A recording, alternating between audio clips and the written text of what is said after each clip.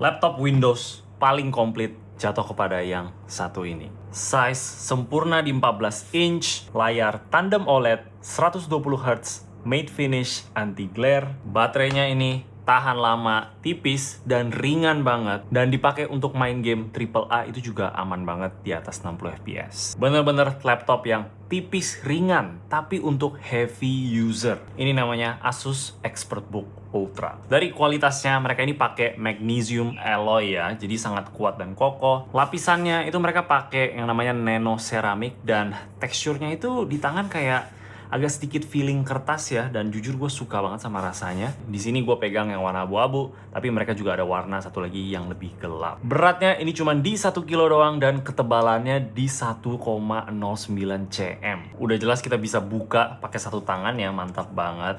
Ada sedikit layar wobble di bagian sini, tapi nggak terlalu parah menurut gue.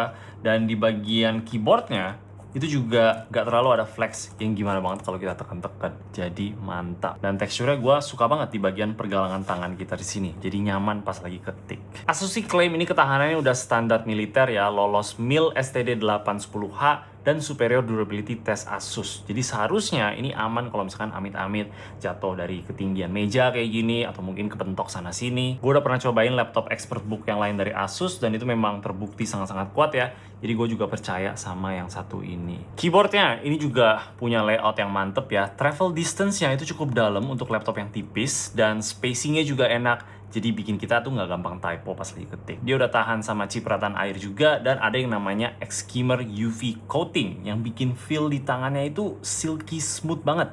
Dan ini juga lebih anti noda. Jadi seharusnya sih keyboardnya bakal selalu kelihatan bersih kayak gini. Ada backlit juga di sini untuk kita yang mau ketik pas malam-malam. F-row-nya itu penuh dengan function, dan terakhir ada fingerprint di power button-nya sini. Nah, salah satu favorit gua itu adalah trackpad-nya. Ini yang bikin gue kaget banget pas pertama kali cobain ya. Ini besar banget pertama-tama, dan ini haptic feedback. Ini glass surface, jadi halus banget untuk gerakan jari kita, dan juga gesture-gesturnya di sini.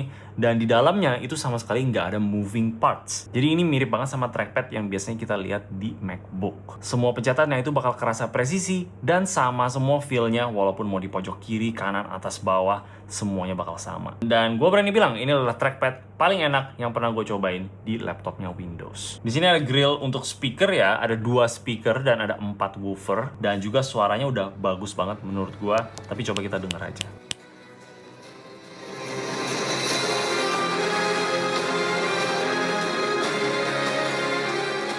Layarnya di sini juga juara banget ya. 2 opsi layar polymer OLED dan 3K tandem OLED. Ini adalah teknologi dual layer. Teknologi tandem OLED ini fungsinya bisa bikin jadi lebih terang up to 1400 nits, dan lebih hemat daya sekitar 40% dari OLED biasa sih kalau klaimnya dari Asus. Ditambah di sini mereka juga lapisin finishingnya itu dengan matte texture yang kurangin glare. Jadi ini lebih cocok untuk pas ketik-ketik, baca dokumen lah, atau presentasi, Excel, pemakaian di outdoor itu juga bakal aman banget. Dan ini juga tetap enak untuk editing, karena color akurasinya udah mantep banget, DCI P3-nya di 100%. Dan oh ya, ini juga touchscreen sebenarnya. Layar ini punya resolusi di 3K dengan rasionya itu 16:10, dan variable refresh rate di 30-120 Hz. Jadi ya, gue berani bilang kalau ini salah satu layar yang paling top lah yang kita bisa dapetin dari sebuah laptop. Dengan layar yang overkill kayak gitu ya, dan ketipisan yang sangat tipis, mungkin kita pikir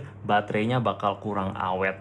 Tapi di sini awet banget dari pengetesan gue ya. Gue sih dapetnya di sekitar 13 jam ya untuk YouTube playback di 50% brightness dan 10% volume. Itu baterai yang udah kuat banget ya untuk sebuah laptop tipis kayak gini dengan spek yang tinggi. Bisa dibawa kerja seharian kayak pergi kantoran gitu, atau mungkin pergi ke sekolah tanpa kita bawa chargernya sama sekali. Dan chargernya sebenarnya cukup gede di 90 watt. Sekalian kita lihat ports yang ada di sini ya. Di sebelah kiri itu ada satu Thunderbolt 4, satu HDMI 2.1, satu USB 3.2 Type A, dan satu audio jack. Dan untuk yang di sebelah kanan ada satu Thunderbolt 4 lagi, dan satu lagi USB 3.2 Type A.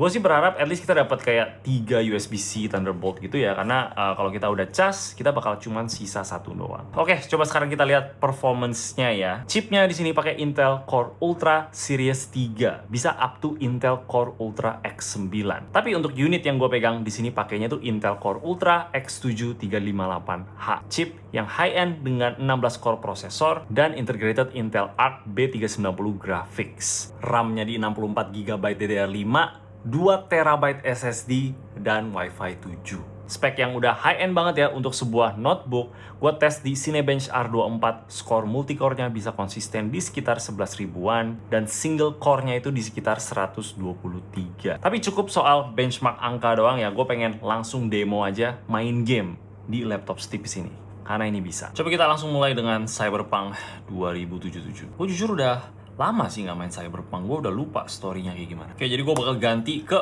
performance mode ya untuk kipasnya, supaya dapetin performance yang paling mentok. Kalian mungkin udah bisa denger suara kipasnya udah mulai nyala ya, which is nggak apa-apa sama sekali. Yang namanya lagi main game, kipasnya harus nyala. Tapi kalau lagi gue nggak main game ya udah jelas kipasnya itu sama sekali nggak ada suara. Dan gue juga ganti ke biasa ke standard mode atau ke whisper mode gitu loh, supaya lebih enak lagi. Oke, sekarang kita di sekitar 90 fps ya, dengan frame time-nya itu enak banget di bawah 10 bahkan. Kalau udah di luar sini FPS-nya itu drop ke sekitar 70, gua lihat ya, 60, 70. Tapi itu udah tapi itu tetap FPS yang enak banget, men. Jadi gua bisa dapetin FPS kayak gini tuh dengan settingan pertama.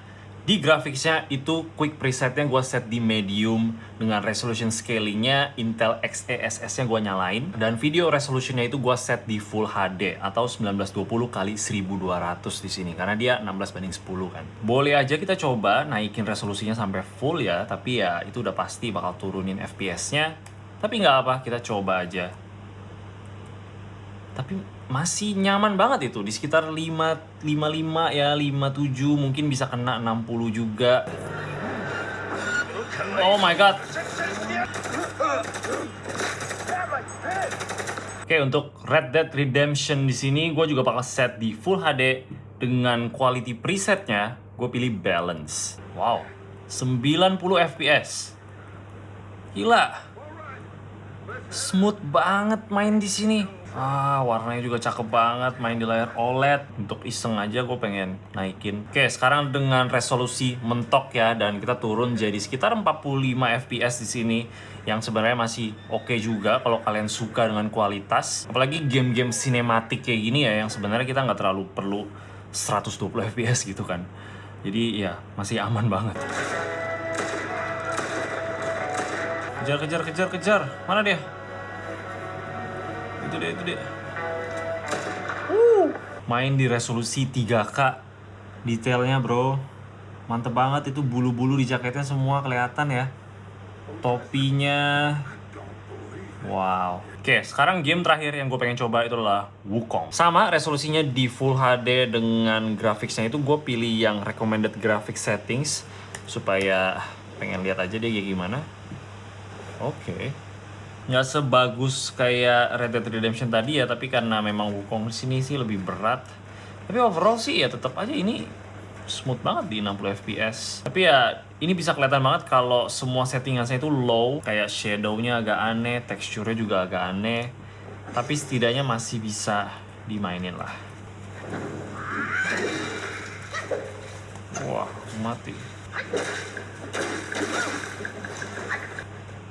What is that? Itu boss. Oh my god.